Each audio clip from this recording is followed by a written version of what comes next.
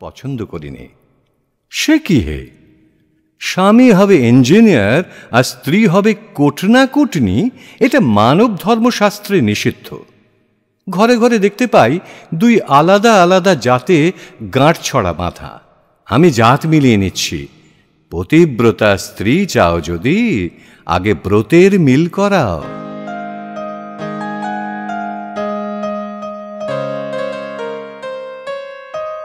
নন্দকিশোর মারা গেলেন প্রৌঢ় বয়সে কোন এক দুঃসাহসিক বৈজ্ঞানিক পরীক্ষার অপঘাতে। সোহিনী সমস্ত কারবার বন্ধ করে দিলে। বিধবা মেয়েদের ঠকিয়ে খাবার ব্যবসাদার এসে পড়ল চারদিক থেকে। মামলার ফাঁদ ফাঁদলে আত্মীয়তার ছিটে ফোটা আছে যাদের। সোহিনী স্বয়ং সমস্ত আইনের প্যাঁচ নিতে লাগল বুঝে। তার উপরে নারীর মোহজাল বিস্তার করে দিলে স্থান বুঝে উকিল পাড়ায়। সেটাতে তার অসংকোচ নৈপুণ্য ছিল, সংস্কার মানার কোনো বালাই ছিল না।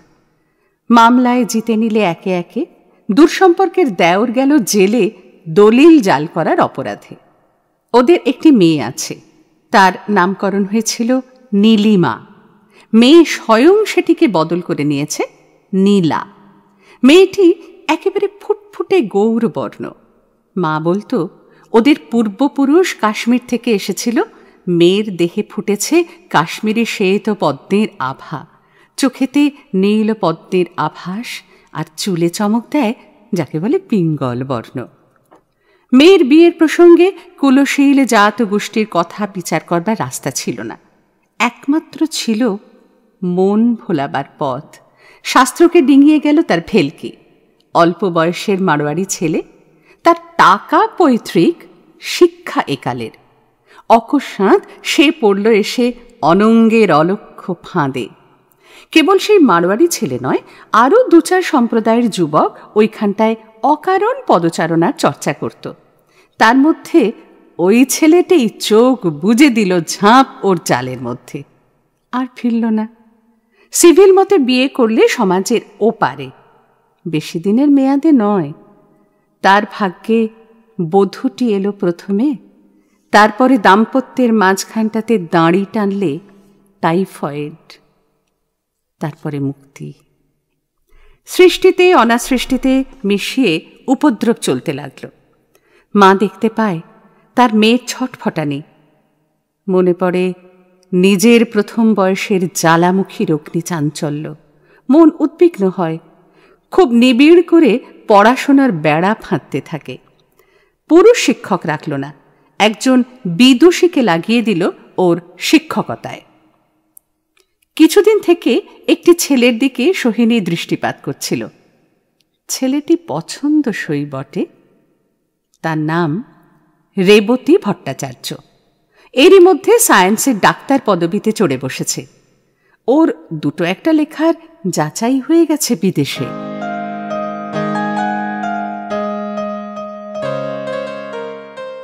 লোকের সঙ্গে মেলামেশা করবার কলাকৌশল সোহিনীর ভালো করেই জানা আছে। মন্মথ চৌধুরী রেবতীর প্রথম দিককার অধ্যাপক। তাঁকে নিলে বশ করে কিছুদিন চায়ের সঙ্গে রুটি টোস্ট, অমলেট, কখনো বা ইলিশ মাছের ডিমের বড়া খাইয়ে কথাটা পারলে। বললে, আপনি হয়তো ভাবছেন আমি আপনাকে বারে বারে চা খেতে ডাকি কেন। মিসেস মল্লিক, আমি তোমাকে নিশ্চয় বলতে পারি সেটা আমার দুর্ভাবনার বিষয় নয়।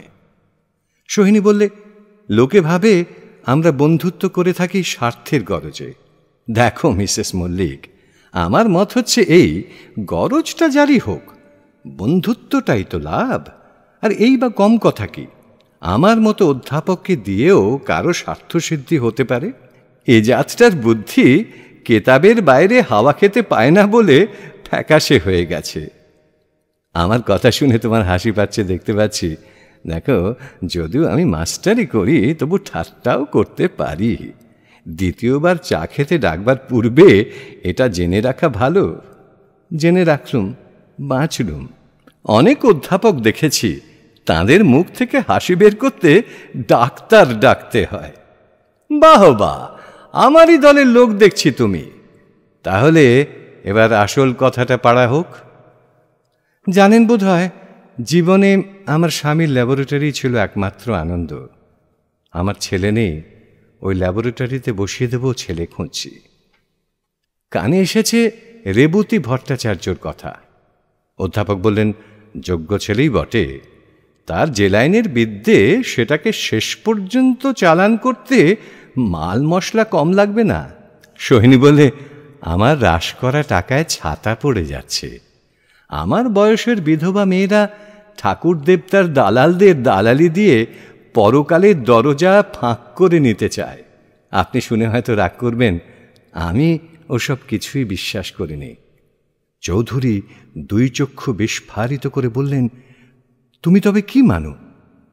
মানুষের মতো মানুষ যদি পাই, তবে তার সব পাওনা শোধ করে দিতে চাই যতদূর আমার সাধ্য আছে।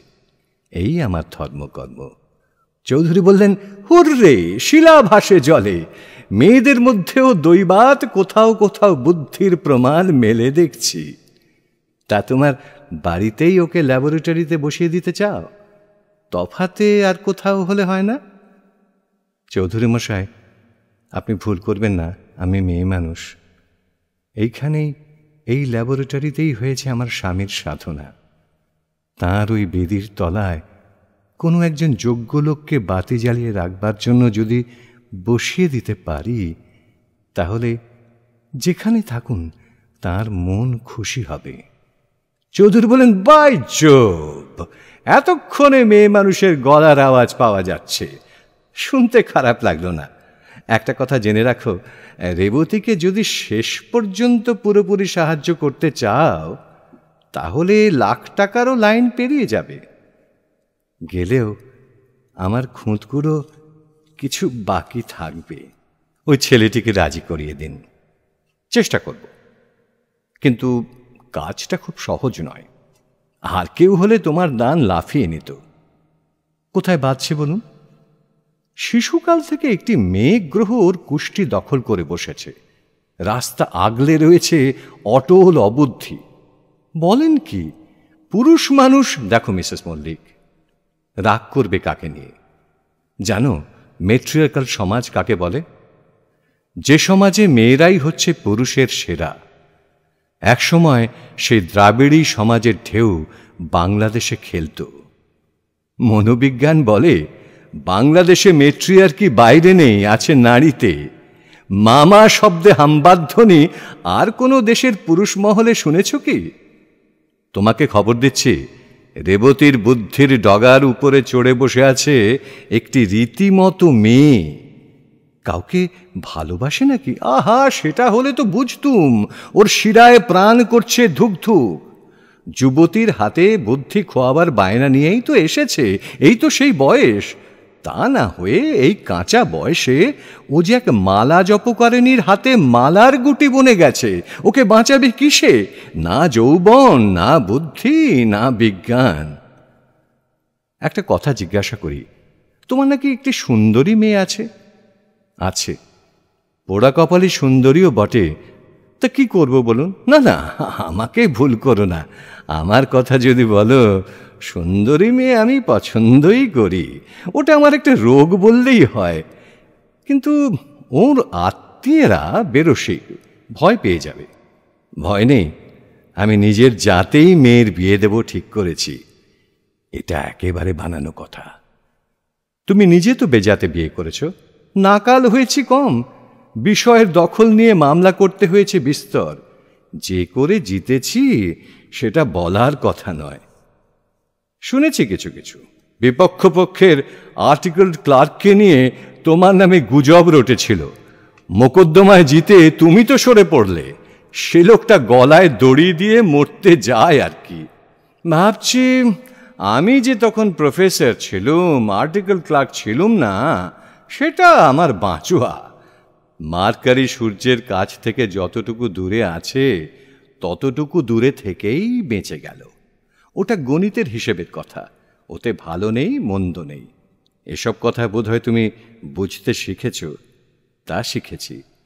গ্রহগুলো টান মেনে চলে, আবার টান এড়িয়ে চলে। এটা একটা শিখে নেবার তত্ত্ব বই কি। আরেকটা কথা কবুল করছি, এইমাত্র তোমার সঙ্গে কথা কইতে কইতে একটা হিসেব মনে মনে